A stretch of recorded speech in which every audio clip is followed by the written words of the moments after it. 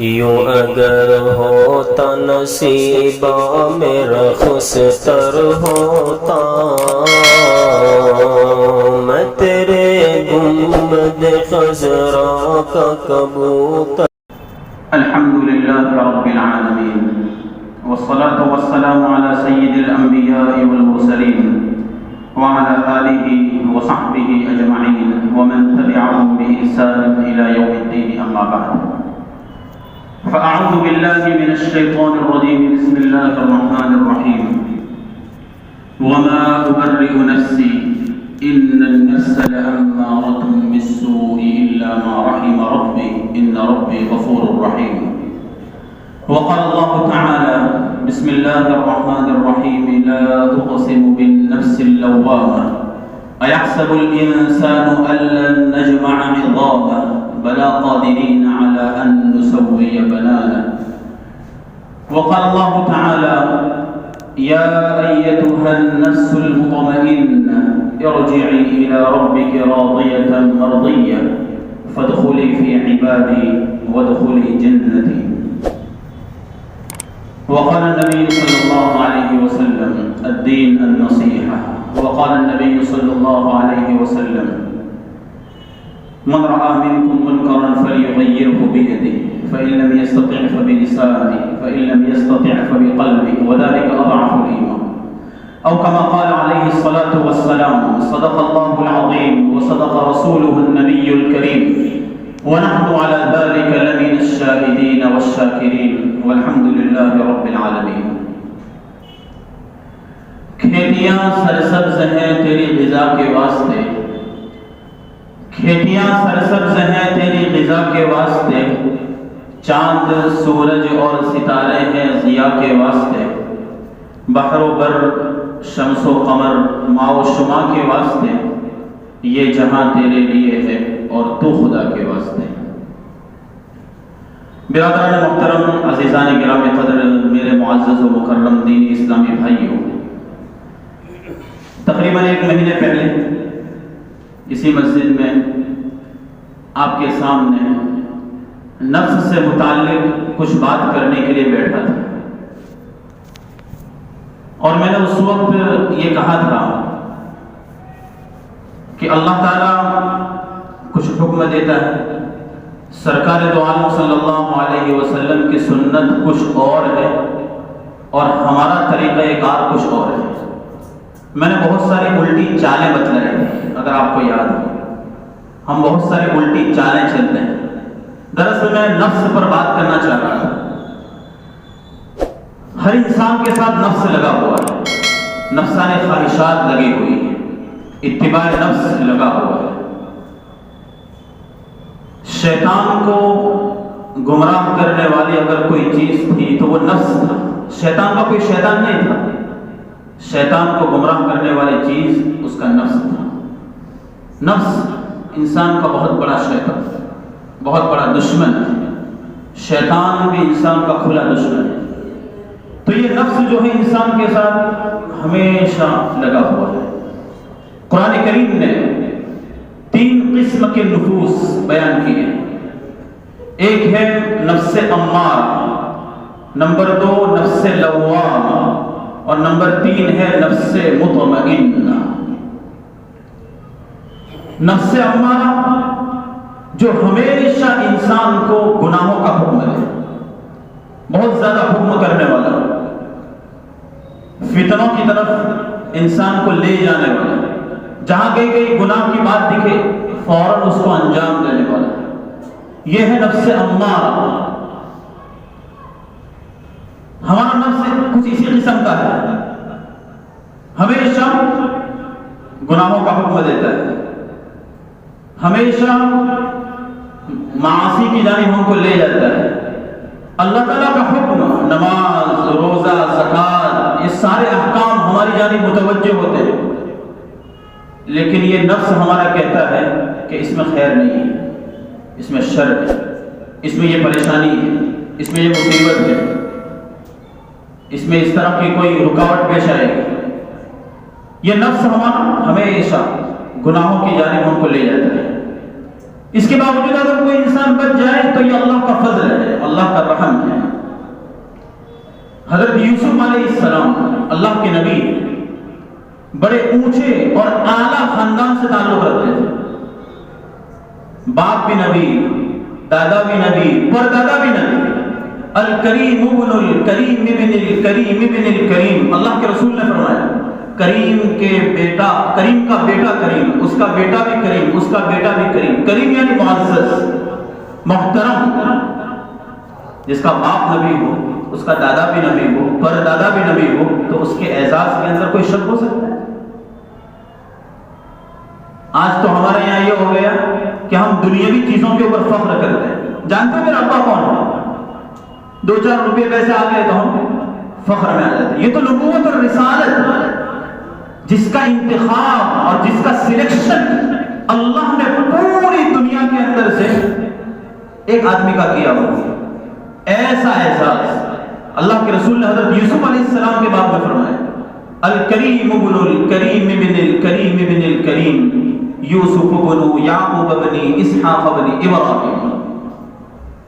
ابراہیم کے بیٹے اسحاق، اسحاق کے بیٹے یعقوب، اور یعقوب کے بیٹے یوسف۔ تو حضرت یوسف علیہ السلام کے باب میں ہے کہ ان کو مصر کے بادشاہ کی بیوی زلیخا نے ورغلایا اور گناہ کی جانب ان کو دعوت دی۔ سب دروازے بند کر دیے گئے، جیسے ہم چار دیواری کے اندر بند ہو جاتے ہیں اور پھر یہ سوچتے ہیں کہ کوئی دیکھتا نہیں، اب جو کرنا چاہے کرو۔ جس کا تھا ڈر وہ نہیں ہے گھر، اب جو چاہے کر۔ یہ ہمارا عقیدہ بن چکا ہے، ہمارے دل میں یہ آ چکا ہے، ہمیں اللہ کا استحضار نہیں رہتا۔ لیکن سرکار دو عالم صلی اللہ علیہ وسلم نے عبادت کے باب میں فرمایا اعبد اللہ کأنک تراہ، اللہ کی ایسی عبادت کرو جیسے تم اللہ کو اپنی آنکھوں سے دیکھ رہے ہو۔ ان لم تکن تراہ فإنہ یراک، اگر یہ تمہارے اندر احساس پیدا نہ ہو کہ تم اللہ کو دیکھ رہے ہو، کم از کم یہ احساس پیدا کر لو کہ اللہ تم کو دیکھ رہا ہے۔ نماز میں کھڑے ہوں تو ہمارا ذہن مکمل نماز میں متوجہ ہو جانا چاہیے، اس لیے کہ اللہ اعلم بذات الصدور، یہ نفس کے احوال سے واقف ہے۔ ہمارا ذہن کہاں جا رہا ہے، ہم دکانوں میں گھوم رہے ہیں، گھروں میں گھوم رہے ہیں، بیوی کے ساتھ گھوم رہے ہیں، کہاں گھوم رہے ہیں، سب اللہ کو پتہ ہے۔ حضرت یوسف علیہ السلام کو زلیخا نے ورغلایا، لیکن وہ آخر اللہ کے نبی تھے، وہ اس کے بہکاوے میں نہیں آئے، اس کی جال میں نہیں پھنسے۔ انہوں نے کہا معاذ اللہ، اللہ کی پناہ، میں ایسا کام کروں؟ ان ربی احسن مثوائی، میرے رب نے مجھے ایک اچھا مقام دیا ہے۔ انہ لا یفلح الظالمون، جو حد سے تجاوز کر جائے وہ کبھی بھی کامیاب نہیں ہوتا۔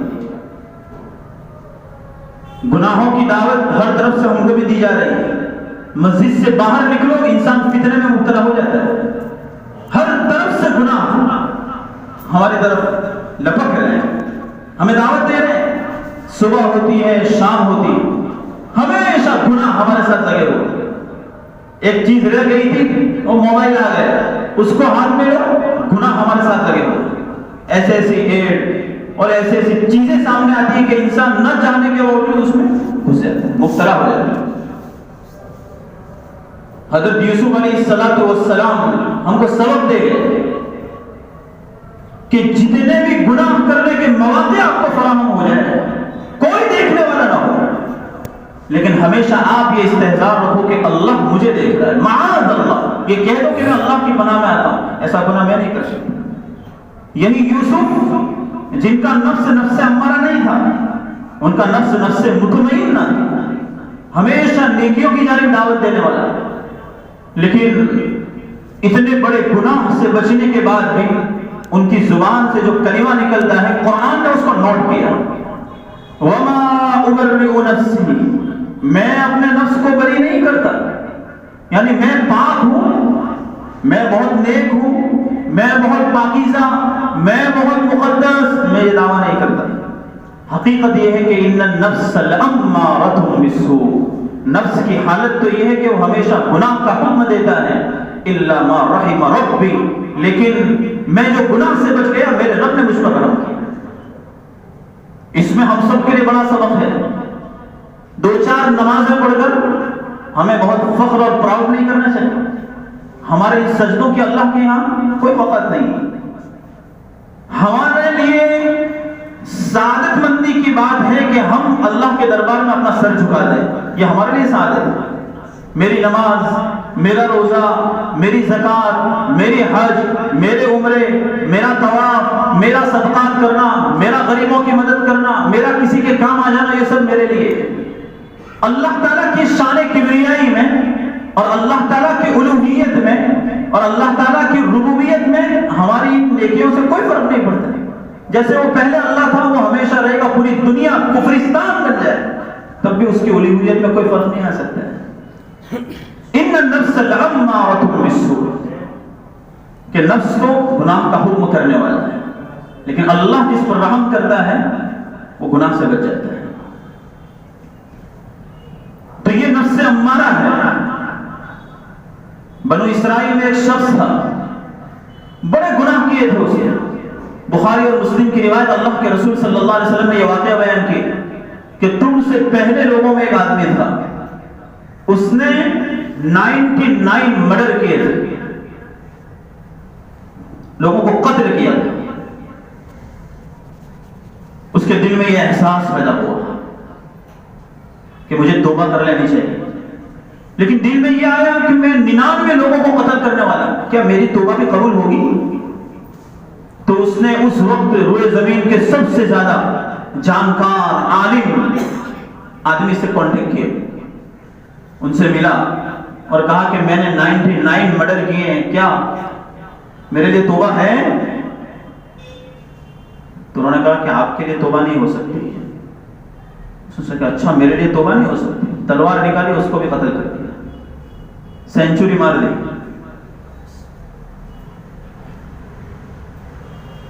پھر چلا، پھر دل میں احساس پیدا ہوا، گناہ سے توبہ کا احساس پیدا ہونا یہ اللہ کی بہت بڑی نعمت ہے۔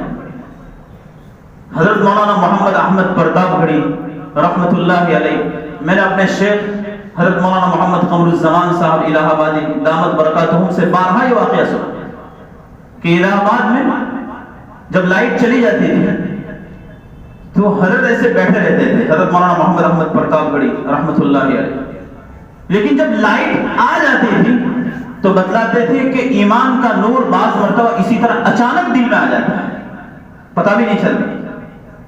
گناہ کرتے کرتے انسان تھک جائے اور یہ دل میں آ جائے کہ اب میں توبہ کر لوں، میرے علاوہ اللہ کے سوا کوئی در اور کوئی گھر نہیں ہے، یہ اللہ کی بہت بڑی نعمت ہے۔ 100 آدمیوں کو قتل کرنے کے بعد پھر اس کو ایسا ہوا کہ توبہ کرنی چاہیے، پھر لوگوں سے مشورہ کیا، کہا کہ فلاں جگہ پر نیک لوگوں کی بستی ہے، وہاں چلا جا، ان نیک لوگوں کی صحبت سے کہیں تیری توبہ قبول ہو جائے۔ اب وہ نیک لوگوں کی بستی کی جانب لپکا، جانے لگا، آگے بڑھا بڑھا بڑھا جاتا رہا، ابھی راستے ہی میں تھا کہ موت کا فرشتہ آ گیا اور اس کی روح قبض کر لی، وہاں پہنچا نہیں۔ اب یہ آدمی اچھے ارادے سے نکلا تھا، اللہ کے یہاں نیت کا بڑا اعتبار ہے اور بڑی اہمیت ہے۔ امام بخاری رحمۃ اللہ علیہ نے سب سے پہلی حدیث یہی بیان کی، انما الاعمال بالنیات، اعمال کا دار و مدار نیت پر ہے، سب کچھ نیتوں پر ہے۔ ہم کس نیت سے کیا کر رہے ہیں، کہاں جا رہے ہیں، یہ سب اللہ کو معلوم ہے، سب اللہ کو معلوم ہے۔ اب ایسا ہوا کہ جب اس کا انتقال ہوا، ارادے سے نکلا تھا توبہ کے اور نیک لوگوں کی بستی کی جانب جا رہا تھا، لیکن پہنچ نہیں پایا، راستے میں انتقال ہو گیا۔ تو رحمت کے فرشتے اور عذاب کے فرشتے آئے اور دونوں میں جھگڑا ہو گیا۔ جھگڑا اس طرح ہوا، رحمت کے فرشتے کہنے لگے کہ یہ نیک لوگوں کی بستی کی جانب جا رہا تھا، اس پر رحم ہونا چاہیے، اور عذاب کے فرشتے کہنے لگے کہ 100 قتل کیے، ابھی نیک لوگوں کی بستی کی جانب پہنچا کہاں تھا، راستے میں تھا، اس لیے اس کو عذاب دیا جانا چاہیے۔ بخاری شریف اور مسلم وغیرہ کی روایت ہے کہ جب اس کا انتقال ہوا تو آدمی جب انتقال ہوتا ہے تو کچھ تڑپتا ہے، کچھ سانسیں ایسے نکلتی ہیں. نعا بصدرہ، مرنے کے بعد اور مرتے وقت وہ اپنے سینے سے تھوڑا سا ایسے ہٹ گئے، آگے تڑپ رہا ہوگا، کچھ ایسے ہٹ گیا ہوگا. نعا بصدرہ، اپنے سینے سے ہٹ گیا ایسے. فرشتوں سے اللہ تعالیٰ نے کہا، اللہ تعالیٰ کی جانب سے فرشتہ ہے اور ان کو کہا گیا کہ لڑو مت، ناپ لو. اگر یہ نیک لوگوں کی بستی کی جانب زیادہ گیا ہے تو اس کی مغفرت کر دی جائے، اور اگر یہ گنہگاروں کی بستی کی جانب زیادہ ہے تو اس کو عذاب دیا جائے. چنانچہ ناپا گیا تو ناپنے کے بعد معلوم ہوا کہ وہ ایک بالش، صرف ایک بالش نیک لوگوں کی بستی کے قریب تھا. اس سینے سے جو ہٹا تھا وہ اللہ کی جانب سے فضل ہو گئے کہ ایک بالش کو تھوڑا سا آگے بڑھ گئے. اللہ تعالیٰ نے اس کی مغفرت کر دی. گناہ سے توبہ یہ اللہ کی بہت بڑی نعمت ہے. ہم طرح طرح کے گناہ کرتے رہتے ہیں، چھوٹے گناہ بھی، بڑے گناہ بھی، لیکن ہمارے یہاں کہتے ہیں کہ اتنا کھاتے لیکن ڈکار بھی نہیں لیتے.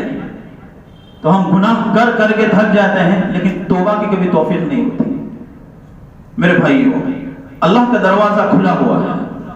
دنیا کے سارے بادشاہوں کے دروازے بند ہو جاتے ہیں، لیکن یہ ایک ایسا دروازہ جو کبھی بند نہیں ہوا. یہ دروازہ کھلا ہوا ہے، اللہ تعالیٰ انتظار کر رہا ہے. اور جو مہمان بار بار جاتا ہو تو اس کا اتنا احترام نہیں ہوتا، لیکن جو کبھی بھی اللہ کے در پر توبہ کے لیے ہاتھ نہ اٹھاتا ہو، وہ کبھی کبھی اٹھا لے تو اللہ تعالیٰ اس کی جانب زیادہ توجہ دیتا ہے. اللہ تعالیٰ کی رحمت بڑی وسیع ہے، اور اللہ تعالیٰ خود کہتا ہے کہ میری رحمت سے مایوس نہ ہو جاؤ، میرے دروازے کھلے ہوئے ہیں. تو یہ نفس جو ہے نفس امارہ ہے، جو گناہ کی جانب انسان کو دعوت دیتا ہے. ایک دوسرا نفس ہے نفس لوامہ، ملامت کرنے والا نفس. یعنی آدمی گناہ کرے پھر دل کہتا ہے کہ یہ نہیں کرنا چاہیے تھا، میں نے غلط کیا. نماز چھوڑ دیں پھر سوچتے ہیں ایسا نہیں کرنا چاہیے تھا، نماز کی قضا کر لی. فجر میں سوتا رہا، آرام سے 10 بجے اٹھ رہا ہے، ارے میں تو نماز کی نیت سے سو گیا تھا، دل میں تکلیف ہو رہی ہے، گھر والوں کو بول رہا ہے کہ اٹھانا چاہیے مجھے، ایسا کرنا چاہیے، ویسا کرنا چاہیے. یہ نفس لوامہ ہے، ملامت کرنے والا. یا ساری نیکیاں کرنے کے باوجود بھی ملامت کرے کہ جیسا کرنا چاہیے ویسا نہیں کیا، یہ بھی نفس لوامہ ہے. یہ نفس بڑا اچھا ہے، اللہ سے دعا کرنی چاہیے کہ ایسا نفس ہمارا پیدا ہو جائے. اس لیے کہ گناہ انسان کے ساتھ ہمیشہ لگے ہوئے ہیں. کوئی انسان یہ نہیں کہہ سکتا کہ میرے سے گناہ نہیں ہوتے ہیں، جتنا بھی پاکیزہ، جتنا بھی مقدس انسان ہو، لیکن گناہ تو ہر ایک سے ہوتے ہیں. نفس لگا ہوا ہے، شیطان لگا ہوا ہے. صحابہ کرام رضی اللہ عنہم اجمعین، جن کے باب میں قرآن کریم نے بشارت دی کہ اللہ ان سے راضی ہو گیا اور یہ اللہ کی جماعت ہے، یہ کامیاب ہے، ان کے لیے جنت ہے، لیکن اس کے باوجود بھی ان سے بھی چھوٹی چھوٹی چوک ہو گئی جن سے سارے صحابہ نے توبہ کر لی اور وہ سب جنتی ہیں اور اللہ کی رضا ان کو حاصل ہو گئی. لیکن وہ بھی گناہ سے معصوم نہیں ہے. معصوم صرف اور صرف اللہ کے انبیاء ہیں، اللہ کے رسول ہیں اور فرشتے ہیں، باقی سارے انسان گنہگار ہیں. اس لیے گناہ کے بعد ملامت نفس کرنے لگے، یہ بھی اللہ کی بہت بڑی نعمت ہے. یہ نفس لوامہ ہے اور قرآن کریم نے اس کی قسم کھائی، لا اقسم بیوم القیامہ ولا اقسم بالنفس اللوامہ. قرآن کہہ رہا ہے قسم ہے قیامت کے دن کی. میں اس سے پہلے بتلا چکا ہوں کہ اللہ تعالیٰ جب کسی چیز کی قسم کھاتے ہیں تو اس کی اہمیت کو بتلانا چاہتے ہیں. دھیان دینا، یہ بڑی اہم چیز ہے. اور پھر قسم کھائی، اور میں قسم کھاتا ہوں نفس لوامہ کی، ملامت کرنے والے نفس. یہاں پر مفسرین نے ایک دو بحث کی ہے کہ قرآن کریم میں قسم کے صیغوں میں لا زائد آتا ہے. لا کے معنی عربی میں ہوتے نہیں، لا کے معنی نہیں، لیکن یہاں لا اقسم، اس کے معنی ہم کرتے ہیں میں قسم کھاتا ہوں، تو لا کا کوئی معنی ہی نہیں ہوتے. تو مفسرین نے لکھا کہ یہ مبالغے کے لیے اللہ تعالیٰ یہ بتلانا چاہتے ہیں کہ اللہ تعالیٰ قسم کھاتے ہیں اور سامنے والے کو اس کے بعد معلوم ہو کہ اس کی قسم نہیں کھانی چاہیے، یہ اتنی ڈینجر چیز ہے کہ قسم نہیں کھانی چاہیے. نفس کی قسم، لا قسم نہیں کھانی چاہیے تھی، یہ اتنی ڈینجر چیز ہے. مبالغے کے لیے، تاکید پیدا کرنے کے لیے، اس کی اہمیت کو اور اجاگر کرنے کے لیے اللہ تعالیٰ نے اس طرح کا صیغہ استعمال کیا. یہ عربی زبان کی فصاحت ہے. اللہ تعالیٰ نے قسم کھائی لا اقسم بیوم القیامہ ولا اقسم بالنفس اللوامہ. صحابہ کرام میں حضرت حنظلہ رضی اللہ عنہ بڑے جلیل القدر صحابی ہیں. وہ ایک مرتبہ حضرت ابو بکر صدیق رضی اللہ عنہ سے کہنے لگے کہ میں منافق ہو گیا. نافق حنظلہ نافق حنظلہ، حنظلہ منافق ہو گیا. حضرت ابو بکر صدیق رضی اللہ عنہ نے کہا کہ کیا بات ہے، ایسی کون سی بات ہو گئی کہ آپ کہہ رہے ہیں کہ منافق ہو گئے؟ تو کہا کہ جب میں اللہ کے رسول صلی اللہ علیہ وسلم کی مجلس میں جاتا ہوں تو وہاں تو ایسا لگتا ہے کہ جنت اور جہنم ہماری نگاہوں کے سامنے ہے، اور جب میں مجلس سے باہر نکلتا ہوں، گھر جاتا ہوں تو بچے ملتے ہیں، بیویاں ملتی ہیں، دنیا کے کاموں میں ہم مشغول ہو جاتے ہیں، تجارت میں، دھندے میں، بچوں کے ساتھ، بیویوں کے ساتھ، تو جنت بھی بھول جاتے ہیں، جہنم بھی بھول جاتے ہیں، سب یعنی استحضار ختم ہو جاتا ہے. ایسا لگ رہا ہے کہ دل میں وہ ایمان کا نور آیا نہیں. یہ فکر کن کو ہوئی؟ ان صحابہ کو ہوئی جن کے باب میں کہا گیا کہ اللہ ان سے راضی ہو گیا. معلوم ہوا کہ نفس گناہ کی جانب انسان کو لے جاتا ہے. اور حضرت ابوبکر صدیق نے کہا کہ ہمارا بھی یہی حال ہے، صرف تمہارا نہیں، ہمارا بھی یہی حال ہے، ہم سب ایک ہی کشتی کے سوار ہیں، ہمارا بھی یہی حال ہے. کہ چلیے اللہ کے رسول کے پاس جاتے ہیں. اللہ کے رسول صلی اللہ علیہ وسلم کے پاس گئے اور اپنی حالت بیان کی. تو اللہ کے رسول نے کہا کہ اس میں کون سی ٹینشن لینے کی بات ہے، اگر تم ایک ہی حالت پر رہو، جس طرح تم میری مجلس میں ہوتے اسی حالت پر رہو کہ جنت ہمیشہ تمہاری نگاہوں کے سامنے، جہنم تمہاری نگاہوں کے سامنے، ہمیشہ اللہ کا استحضار، اگر تم اس طرح رہنے لگو تو راستے میں چلتے ہوئے فرشتے بھی تم سے مصافحہ کرنے لگے، اتنے نیک بن جاؤ تو. حالانکہ انسان ایسا ہے نہیں، گناہ انسان کے ساتھ لگے ہوئے ہیں، ساعتن فساعتن، کبھی گناہ کا ماحول اور کبھی نیکی کا ماحول، کبھی قیامت کا استحضار، کبھی دنیا کی جانب توجہ، یہ انسان کے ساتھ لگا ہوا ہے. اس لیے گناہ کرنے کے بعد مایوس نہیں ہونا چاہیے. گناہ کرنے کے بعد ہمیں اللہ تعالیٰ سے امید کر کے توبہ کی جانب متوجہ ہونا چاہیے، انابت اختیار کرنا چاہیے. 2 رکعت صلاۃ التوبہ پڑھ کے اللہ کے دربار میں راز و نیاز کرنا چاہیے، آنسو بہانا چاہیے. اللہ کا دربار بڑا وسیع ہے. بہرحال وقت زیادہ ہو رہا ہے، تو ایک نفس ہے نفس امارہ اور دوسرا نفس ہے نفس لوامہ، اور تیسرا نفس ہے نفس مطمئنہ. انشاءاللہ اگر موقع ملا تو آئندہ کبھی اس پر میں گفتگو کروں گا. ہمیں چاہیے کہ ہم ہمیشہ اپنے نفس کی فکر کریں، جس طرح ہم اپنے ظاہر کی فکر کرتے ہیں. سر میں درد ہو رہا ہے، دوائی پی لیتے ہیں. کسی جگہ بدن میں تکلیف ہو رہی ہے، دوائی لینے کے لیے چلے جاتے ہیں. بخار آ رہا ہے، دوائی لینے کے لیے چلے جاتے ہیں. یہ سب ظاہر کی فکر ہے. اور ایک باطن کی فکر کہ میرے نفس میں کتنی گندگی بھری ہوئی ہے، دنیا کی محبت کتنی زیادہ بھری ہوئی، فلاں کے باب میں حسد، فلاں کے باب میں دشمنی، کینہ، کپٹ، عداوت، یہ ساری چیزیں نفس کی بیماریوں میں سے. انسان جس طرح ظاہر کی بیماریوں سے پاک ہونے کی فکر کرتا ہے، اس سے زیادہ ضروری ہے کہ وہ اپنے نفس کی بیماریوں کو پاک کرنے کی کوشش کرے.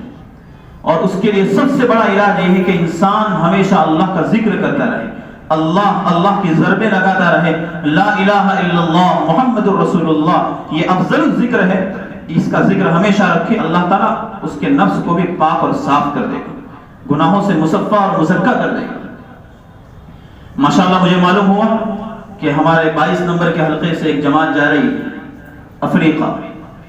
یہ سرکار دو عالم صلی اللہ علیہ وسلم کی بہت بڑی سنت ہے، دین کی دعوت دینا، پہنچانا، گھر گھر جانا، بے غرض بن کر جانا. یہ اللہ کے رسول کی بہت بڑی سنت، صحابہ کرام کی سنت، تابعین کا طریقہ، تبع تابعین کا طریقہ، ہمارے فقہاء اور علماء کا طریقہ ہے. اس لیے ان لوگوں کے لیے بڑی مبارکباد ہے اور بڑی اچھی بات ہے. اور یہ مسجد میں موجود جتنے بھی لوگ ہیں سب کے لیے یہ بہت بڑا لیسن اور درس ہے کہ ہم بھی فکر کریں اللہ کے راستے میں نکلنے کی، لوگوں کو دین کی جانب بلانے کی، گناہوں سے روکنے کی. یہ سرکار دو عالم صلی اللہ علیہ وسلم کی بہت بڑی سنت ہے اور ہمارے اسلاف نے یہ کام کیا ہے. ہمارا جو علاقہ ہے راندیر کا، راندیر میں جب آپ آئیں گے تو اتنی قبریں بنی ہوئی ہیں، یہ سب شہداء کی قبریں ہیں، پرانی قبریں. بعض تابعین کی قبروں کا بھی علم ہوتا ہے، ہمارے راندیر میں ایک بڑی مسجد ہے، نایت واڑا مسجد اس کو کہتے ہیں، اس کے سامنے ایک مسجد بنی ہوئی ہے جو بند ہے، ابھی وہاں نماز نہیں ہوتی ہے، چھوٹی سی مسجد ہے، اس میں محراب بھی بنا ہوا ہے اور نماز ہوتی نہیں ہے، ایک زمانے میں نماز ہوتی تھی۔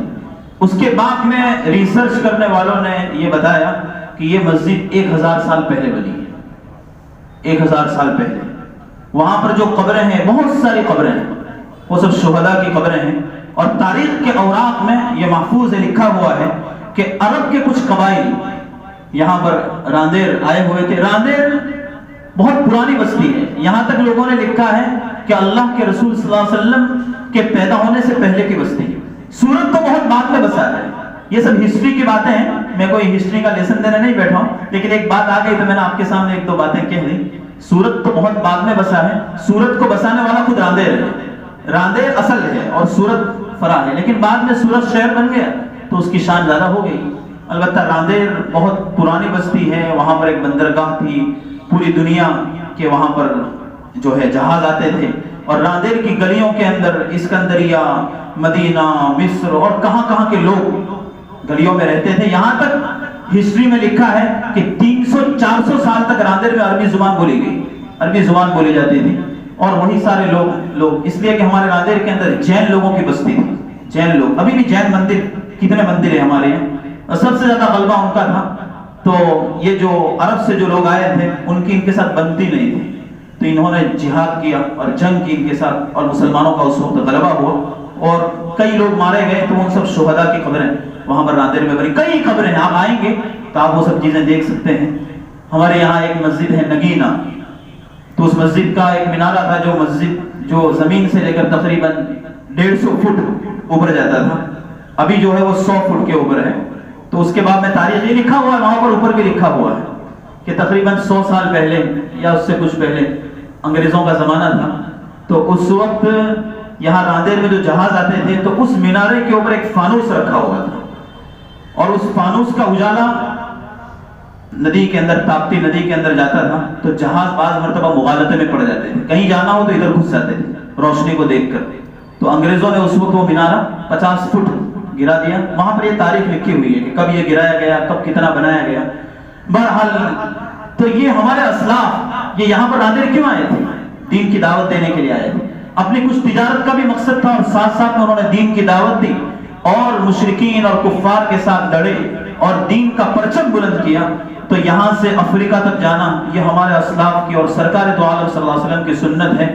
صحابہ کرام کی قبریں دنیا بھر میں پھیلی ہوئی ہیں۔ میں ترکی گیا تھا، اور ترکی کے اندر ایک قبر ہے ابو ایوب انصاری رضی اللہ عنہ کی، جنہوں نے ترکی کو فتح کیا، یہ اللہ کے رسول کے جلیل القدر صحابی ہیں۔ کہاں مدینہ منورہ اور کہاں ترکستان، کتنا فاصلہ ہے، یہ کیوں گئے تھے؟ دین کی دعوت دینے کے لیے۔ بہرحال ہم سب کے لیے اس میں بڑا سبق ہے، اللہ تعالیٰ اس جانے والی جماعت کو بے حد قبول فرمائے، ان سے خوب دین کا کام لیں اور ان کو دین دونی رات چوگنی ترقیات سے مالا مال فرمائیں۔ اور آخر میں یہ بھی اعلان کروں گا کہ ہماری یہ جو مسجد ہے اس کے لیے آپ کا ہمیشہ تعاون رہتا ہے، اور مسجد کے جو منتظمین ہیں وہ آپ حضرات کے تعاون سے بڑے شاداں و فرحاں اور بڑے خوش ہیں۔ تو آپ کو چاہیے کہ آپ اپنے اس تعاون کو جاری رکھیں اور ہمیشہ انشاءاللہ جاری رکھیں گے۔ خوب سے خوب اپنے مال حلال میں سے اپنے تعاون کو مسجد کے لیے للہ فی اللہ جاری رکھیں۔ اللہ تعالیٰ آپ کے اس تعاون کو بھی قبول فرمائیں اور ہم سب کی اصلاح فرمائیں، ہمارے نفس کو مصفا اور مزکہ بنائیں۔ خدایا وہ دل دے جو تیرے عشق کا گھر ہو، دائم رحمت کی تیری اس پہ نظر ہو، دل دے کہ تیرے عشق میں یہ حال ہو اس کا کہ محشر میں اگر شور ہو تو بھی نہ خبر ہو۔ وآخر دعوانا ان الحمد للہ رب العالمین۔